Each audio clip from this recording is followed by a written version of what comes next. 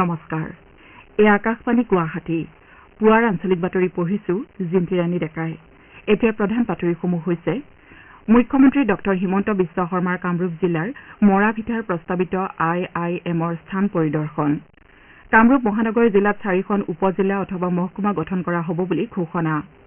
ৰাজ্যত বিগত 3 বছৰত দৈনিক গড়ে 15 কিলোমিটাৰ পথ আৰু এখনকৈ দলং নিৰ্মাণ কৰি অহা হৈছে বুলি মুখ্যমন্ত্ৰীৰ প্ৰকাশ কেন্দ্ৰীয় কৰৰ অংশ হিচাপে অসমলৈ বিত্ত মন্ত্ৰালয়ৰ 4,371 কোটি 38 লাখ টকা হস্তান্তৰ কেন্দ্ৰীয় বন্দৰ জাহাজ পৰিবহণ আৰু জলপথ মন্ত্ৰালয়ৰ দায়িত্ব গ্ৰহণ কৰি সৰ্বানন্দ সোণোৱালৰ 100 দিনৰ কৰ্মসূচী পৰ্যালোচনা আৰু নিউয়ৰ্কত হ'বলগীয়া T20 বিশ্বকাপ ক্ৰিকেটৰ এখন খেলত ভাৰত আজি আমেৰিকাৰ মুখামুখি মুখ্যমন্ত্ৰী ডক্টৰ হিমন্ত বিশ্ব শৰ্মাই কালি কামৰূপ জিলাৰ মৰাভিটা আৰু দীঘলকুছিত উপস্থিত হৈ কেন্দ্ৰীয় চৰকাৰৰ পৰা চূড়ান্ত অনুমোদন লাভ কৰা ইণ্ডিয়ান ইনষ্টিটিউট অৱ মেনেজমেণ্ট চমুকৈ IIMৰ স্থাপনৰ বাবে প্ৰস্তাৱিত স্থান পৰিদৰ্শন কৰে এই প্ৰতিষ্ঠানখন কাৰ্যক্ষম হৈ উঠিলে গুৱাহাটী আৰু ইয়াৰ পাৰ্শ্বৱৰ্তী অঞ্চলসমূহে ভাৰতীয় প্ৰযুক্তিবিদ্যা প্ৰতিষ্ঠান অখিল ভাৰতীয় আয়ুৰ্বিজ্ঞান প্ৰতিষ্ঠান ৰাষ্ট্ৰীয় আইন বিশ্ববিদ্যালয়ৰ লগতে ইণ্ডিয়ান ইনষ্টিটিউট অৱ মেনেজমেণ্ট নামৰ এই 4খন উচ্চ শিক্ষানুষ্ঠানত দেশৰ বিভিন্ন প্ৰান্তৰ শিক্ষাৰ্থীসকলক আতিথ্য প্ৰদান কৰিব বুলি মুখ্যমন্ত্ৰীগৰাকীয়ে প্ৰকাশ কৰিছে তেওঁ লগতে উচ্চ শিক্ষাৰ বিশেষ শিক্ষাৰ ক্ষেত্ৰত এনেধৰণৰ ইতিবাচক উন্নয়নে পলাশবাৰী বিধানসভা সমষ্টিক অঞ্চলটোৰ শৈক্ষিক কেন্দ্ৰলৈ ৰূপান্তৰিত কৰাত অৰিহণা যোগাব বুলি উল্লেখ কৰে মুখ্যমন্ত্ৰী ডক্টৰ শৰ্মাই কয় যে ৰাজ্যত IIMৰ বাবে কেন্দ্ৰই চূড়ান্ত সিদ্ধান্ত গ্ৰহণ কৰাটো ৰাজ্যবাসীৰ বাবে অতি আনন্দ আৰু গৌৰৱৰ বিষয় কেন্দ্ৰীয় চৰকাৰে IIMখনৰ বাবে 1000 কোটি টকাৰ অনুমোদন দিয়াৰ সম্ভাৱনা আছে বুলিও মুখ্যমন্ত্ৰীয়ে প্ৰকাশ কৰিছে ৰাজ্যত বিগত 3 বছৰত দৈনিক গড়ে 15 কিলোমিটাৰ পথ আৰু এখনকৈ দলং নিৰ্মাণ কৰি অহা হৈছে ৰাজ্যৰ আন্তঃগাঁথনি উন্নয়নৰ ক্ষেত্ৰত চৰকাৰে গ্ৰহণ কৰা এই পদক্ষেপ সন্দৰ্ভত মুখ্যমন্ত্ৰী ডক্টৰ হিমন্ত বিশ্ব শৰ্মাই এই তথ্য সদৰি কৰিছে ডক্টৰ শৰ্মাই প্ৰকাশ কৰা মতে তেওঁৰ কাৰ্যকালত ৰাজ্যত মুঠ 13,380 কিলোমিটাৰ পথ নিৰ্মাণ সম্পূৰ্ণ হৈছে একেদৰে যোৱা 3 বছৰত 1042খন দলঙৰ কাম সম্পূৰ্ণ হৈছে এই সময়ছোৱাত ৰাজ্যত 5খন উৰণ সেতু আৰু 5খন পথ দলঙৰ নিৰ্মাণ সম্পূৰ্ণ হৈছে বুলিও মুখ্যমন্ত্ৰীয়ে প্ৰকাশ কৰিছে সামাজিক মাধ্যমযোগে মুখ্যমন্ত্ৰীয়ে কালি এই তথ্য ৰাজহুৱা কৰিছে কেন্দ্ৰীয় বিত্ত মন্ত্ৰালয়ে 2024 চনৰ জুনৰ বাবে কৰৰ অংশ হিচাপে ৰাজ্যসমূহলৈ 1,39,000 কোটিতকৈও অধিক টকা মুকলি কৰি দিছে ইয়াৰে অসমে 4,371 কোটি 38 লাখ টকা লাভ কৰিছে বিত্ত মন্ত্ৰালয়ে প্ৰকাশ কৰা মতে এই ধনৰাশিয়ে ৰাজ্যসমূহক উন্নয়নমূলক কাম কাজ খৰতকীয়া কৰাৰ লগতে মূলধনী ব্যয়ৰ ক্ষেত্ৰত সহায় কৰিব উত্তৰ প্ৰদেশে সৰ্বাধিক 25,000 কোটিতকৈও অধিক টকা লাভ কৰিছে বিহাৰে 14,000 কোটিতকৈও অধিক টকা মধ্যপ্ৰদেশে প্ৰায় 11,000 কোটি আৰু পশ্চিমবংগই 10,000 কোটিতকৈও অধিক টকা লাভ কৰিছে উল্লেখযোগ্য যে 2024-25 চনৰ অন্তৰ্বৰ্তীকালীন বাজেটত ৰাজ্যসমূহলৈ কৰ হস্তান্তৰৰ ক্ষেত্ৰত প্ৰায় 12,20,000 কোটি টকা আগবঢ়োৱাৰ ব্যৱস্থা আছে প্ৰধানমন্ত্ৰী নৰেন্দ্ৰ মোদীয়ে যোগক নিজৰ জীৱনৰ অবিচ্ছেদ্য অংগ হিচাপে গঢ়ি তুলিবলৈ সকলোকে আহ্বান জনাইছে অহা 21 দিনত হ'বলগীয়া 10ম আন্তঃৰাষ্ট্ৰীয় যোগ দিৱসৰ পৰিপ্ৰেক্ষিতত সামাজিক মাধ্যমৰ এটা বাৰ্তাযোগে প্ৰধানমন্ত্ৰীয়ে কয় যে যোগ হৈছে একতা আৰু সমন্বয়ক উদযাপন কৰা শাশ্বত অনুশীলন আন্তঃৰাষ্ট্ৰীয় যোগ দিৱস উপলক্ষে ৰাজ্যৰ বিভিন্ন প্ৰান্ততো বিশেষ কাৰ্যসূচী হাতত লোৱা হৈছে দৈনিক যোগ অভ্যাসেৰে কিদৰে নিৰোগী হৈ থাকিব পাৰি এই সন্দৰ্ভত যোগ প্ৰশিক্ষক জয়ন্ত বেজে এইদৰে কয়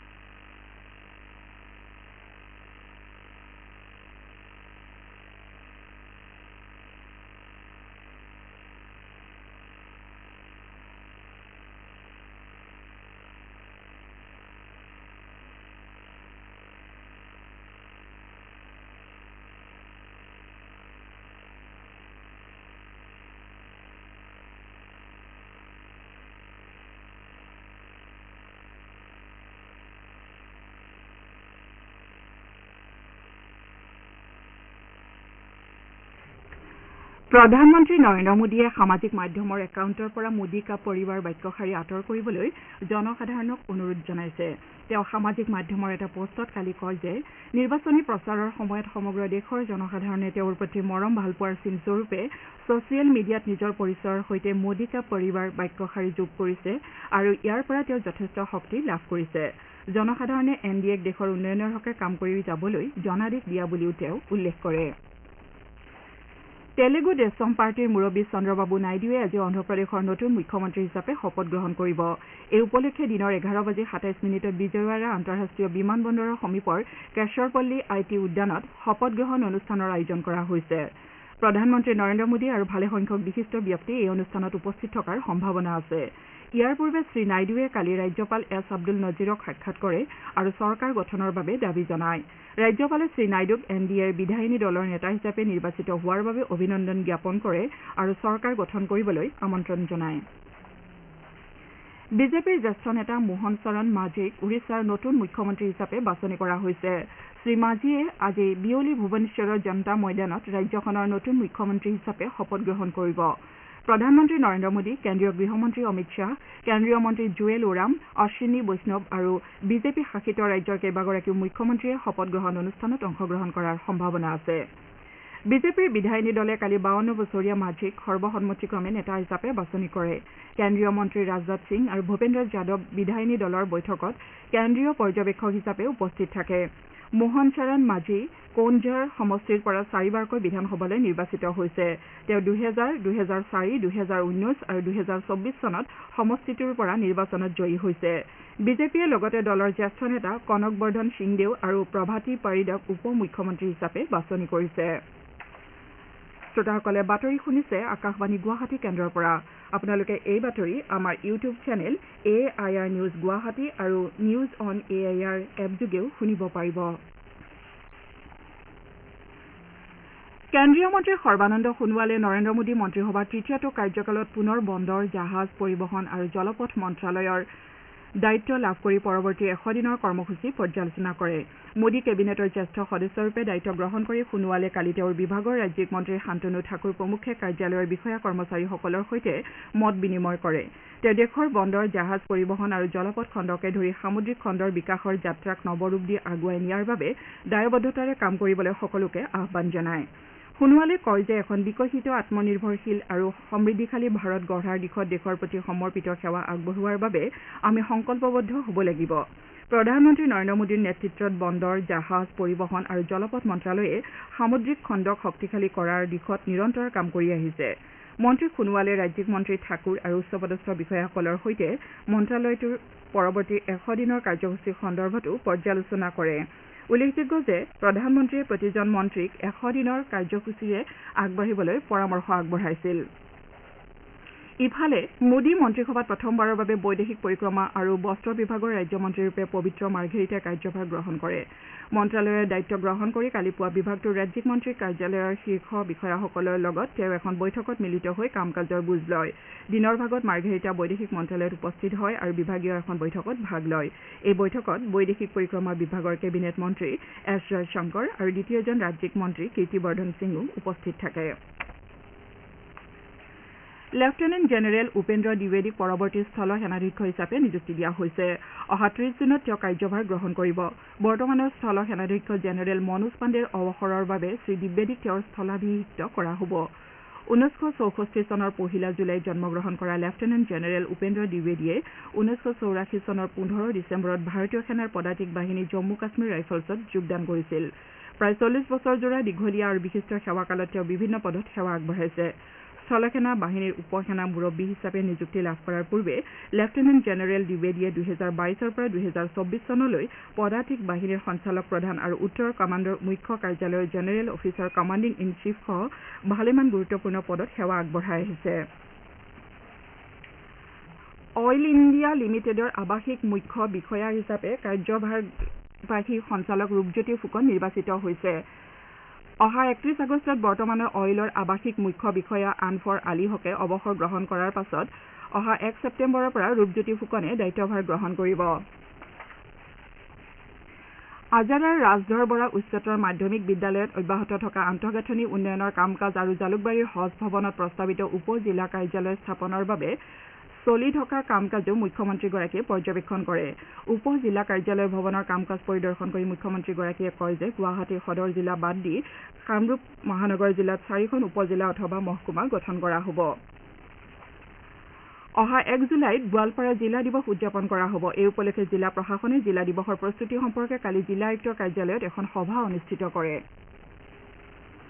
কৃষিমন্ত্ৰী অতুল বৰাই কালি গোলাঘাট জিলাৰ বিভিন্ন অঞ্চলত ৰূপায়ণ হৈ থকা চৰকাৰৰ উন্নয়নমূলক আৰু কল্যাণকামী আঁচনিৰ শেহতীয়া কাৰ্যকৰীকৰণ স্থিতি পৰ্যালোচনা কৰাৰ উদ্দেশ্যে অতিৰিক্ত জিলা আয়ুক্তৰ কাৰ্যালয়ত এখন পৰ্যালোচনা বৈঠকৰ আয়োজন কৰে তেওঁ বিভিন্ন বিভাগৰ সংশ্লিষ্ট বিষয়াসকলক নিৰ্দিষ্ট সময়সীমাৰ ভিতৰতে আঁচনিসমূহ ৰূপায়ণ কৰিবলৈ নিৰ্দেশ দিয়ে অসমৰ চাহ বাগিচাসমূহৰ লোকসকলৰ স্বাস্থ্য সেৱা সহজলভ্য কৰি তোলাৰ লক্ষ্যৰে কালি গুৱাহাটীত ৰাজ্য চৰকাৰৰ শ্ৰম কল্যাণ বিভাগ আৰু হন্স ফাউণ্ডেশ্যনৰ মাজত বুজাবুজিৰ চুক্তি স্বাক্ষৰিত হয় এই চুক্তিৰ জৰিয়তে হন্স ভ্ৰাম্যমাণ চিকিৎসা ইউনিট প্ৰকল্পই তিনিচুকীয়া আৰু ডিব্ৰুগড় জিলাৰ চাহ বাগিচাৰ শ্ৰমিক আৰু তেওঁলোকৰ পৰিয়ালৰ লোকসকলৰ নিয়মীয়া স্বাস্থ্য পৰীক্ষা চিকিৎসা আৰু প্ৰতিৰোধমূলক যত্ন সেৱা প্ৰদান কৰাৰ বাবে স্বাস্থ্য সেৱা পেছাদাৰীসকলৰ সৈতে 45খন উন্নতমানৰ এম্বুলেন্সৰ যোগান ধৰিব এতিয়া শুনক খেলৰ বাতৰি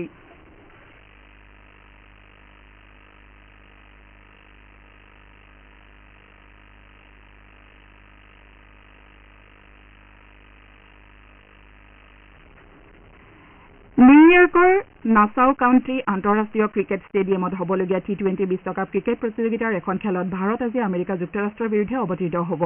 খেলখন ভাৰতীয় সময় অনুসৰি নিশা 8 বজাত আৰম্ভ হ'ব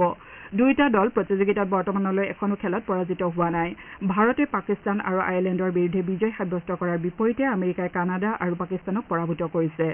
ভাৰত উন্নত ৰান ৰেটৰ ভিত্তিত গ্ৰুপৰ পইণ্ট তালিকাৰ শীৰ্ষত আছে আনহাতে আমেৰিকা দ্বিতীয় স্থানত আছে এণ্টিগুৱাত অনুষ্ঠিত প্ৰতিযোগিতাৰ আন এখন খেলত অষ্ট্ৰেলিয়াই নামিবিয়াক 9 উইকেটত পৰাস্ত কৰে খেলখনত নামিবিয়াই প্ৰথমে বেট ধৰি 17 অভাৰত আটাইকেইটা উইকেট হেৰুৱাই 72 ৰানৰ লক্ষ্য নিৰ্ধাৰণ কৰি দিয়ে প্ৰত্যুত্তৰত অষ্ট্ৰেলিয়াই 5 অভাৰ 4টা বলত এটা উইকেট হেৰুৱাই নিৰ্ধাৰিত লক্ষ্যত উপনীত হয় আনহাতে ফ্লৰিডাত শ্ৰীলংকা আৰু নেপালৰ মাজত হ'বলগীয়া খেলখন এটাও বল নেখেলাকৈ পৰিত্যক্ত ঘোষণা কৰা হৈছে ইপিনে পাকিস্তানে যোৱা নিশা নিউয়ৰ্কৰ নাছাউ কাউণ্টি আন্তঃৰাষ্ট্ৰীয় ক্ৰিকেট ষ্টেডিয়ামত অনুষ্ঠিত এখন খেলত কানাডাক 7 উইকেটত পৰাস্ত কৰে এতিয়া শুনক আজি গুৱাহাটীৰ পৰা প্ৰকাশিত দৈনিক বাতৰি কাকতসমূহৰ প্ৰথম পৃষ্ঠাৰ বাতৰিত চমু অৱলোকন আগবঢ়াইছে ৰাকিবুৰ ৰহমানে দেশৰ বিশ্ববিদ্যালয়সমূহত এতিয়াৰে পৰা বছৰত দুবাৰ নামভৰ্তিকৰণ কৰা হ'ব বুলি বিশ্ববিদ্যালয় অনুদান আয়োগে সিদ্ধান্ত গ্ৰহণ কৰাৰ বাতৰিক অসমীয়া প্ৰতিদিন কাকতে প্ৰথম পৃষ্ঠাত প্ৰকাশ কৰিছে ধুবুৰী লোকসভা সমষ্টিৰ পৰা সাংসদ হিচাপে নিৰ্বাচিত হোৱা কংগ্ৰেছ নেতা তথা সামগুৰিৰ বিধায়ক ৰকিবুল হুছেইনে বিধায়ক পদৰ পৰা পদত্যাগ কৰাৰ বাতৰিক দি আছাম ট্ৰিবিউন কাকতে প্ৰথম পৃষ্ঠাত স্থান দিছে মুখ্যমন্ত্ৰী ডক্টৰ হিমন্ত বিশ্ব শৰ্মাই ৰাজ্যৰ সকলো জিলা আয়ুক্তক উৎস আৰু বজাৰ দুয়োটাতে সকলো সামগ্ৰীৰ মূল্য নিৰীক্ষণৰ বাবে টাস্ক ফ'ৰ্চ গঠন কৰিবলৈ নিৰ্দেশ দিয়াৰ বাতৰিক দ্য চেণ্টিনেল কাকতে প্ৰথম পৃষ্ঠাত প্ৰকাশ কৰিছে কোকৰাঝাৰতো ইভিএমৰ কেৰামতলী শিৰোনামেৰে দৈনিক অসম কাকতে কোকৰাঝাৰ লোকসভা সমষ্টিত ইভিএমৰ পৰা 10,760টা ভোট নোহোৱা হোৱাৰ বাতৰিক প্ৰথম পৃষ্ঠাত স্থান দিছে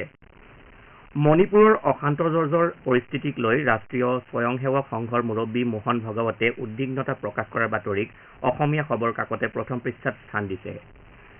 দৈনিক জনভূমি কাকতে নিট ইউজি 2024ৰ ফলাফলৰ বিসংগতিৰ পাছতে দেশজুৰি অব্যাহত থকা প্ৰতিবাদৰ বাতৰিক প্ৰথম পৃষ্ঠাত প্ৰকাশ কৰিছে বিসংগতি সংক্ৰান্তত উচ্চতম ন্যায়ালয়ত দাখিল হোৱা গোচৰৰ ভিত্তিত কেন্দ্ৰীয় চৰকাৰ আৰু নেশ্যনেল টেষ্টিং এজেন্সিক উচ্চতম ন্যায়ালয়ে জাননী প্ৰেৰণৰ বাতৰিক দৈনিক অগ্ৰদূত কাকতে প্ৰথম পৃষ্ঠাত স্থান দিছে চীনৰ আগ্ৰাসনক প্ৰত্যাহ্বান জনাই মোদী চৰকাৰে তিব্বতৰ 30টা স্থানৰ পুনৰ নামকৰণৰ সিদ্ধান্ত গ্ৰহণৰ বাতৰিক নিয়মীয়া বাৰ্তা কাকতে প্ৰথম পৃষ্ঠাত প্ৰকাশ কৰিছে এয়াই আছিল আজি প্ৰকাশিত কাকতসমূহৰ প্ৰথম পৃষ্ঠাৰ বাতৰিত চমু অৱলোকন ধন্যবাদ ৰাকিবুৰ বাতৰি শেষ কৰাৰ পূৰ্বে প্ৰধান বাতৰিক এতিয়া আকৌ এবাৰ মুখ্যমন্ত্ৰী ডক্টৰ হিমন্ত বিশ্ব শৰ্মাৰ কামৰূপ জিলাৰ মৰাভিটাৰ প্ৰস্তাৱিত IIMৰ স্থান পৰিদৰ্শন কামৰূপ মহানগৰ জিলাত 4খন উপ-জিলা অথবা মহকুমা গঠন কৰা হ'ব বুলি ঘোষণা ৰাজ্যত বিগত 3 বছৰত দৈনিক গড়ে 15 কিলোমিটাৰ পথ আৰু এখনকৈ দলং নিৰ্মাণ কৰি অহা হৈছে বুলি মুখ্যমন্ত্ৰীৰ প্ৰকাশ কেন্দ্ৰীয় কৰৰ অংশ হিচাপে অসমলৈ বিত্ত মন্ত্ৰালয়ৰ 4,371 কোটি 38 লাখ টকা হস্তান্তৰ কেন্দ্ৰীয় বন্দৰ জাহাজ পৰিবহণ আৰু জলপথ মন্ত্ৰালয়ৰ দায়িত্ব গ্ৰহণ কৰি সৰ্বানন্দ সোণোৱালৰ 100 দিনৰ কৰ্মসূচীৰ পৰ্যালোচনা আৰু নিউয়ৰ্কত হ'বলগীয়া টি-20 বিশ্বকাপ ক্ৰিকেটৰ এখন খেলত ভাৰত আজি আমেৰিকাৰ মুখামুখি পুৱাৰ আঞ্চলিক বাতৰি আজিলৈ ইমানেই।